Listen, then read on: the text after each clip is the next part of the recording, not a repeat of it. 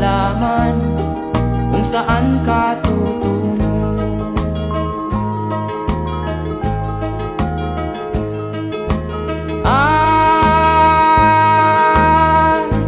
Kung nakamit mo na ang pangarap,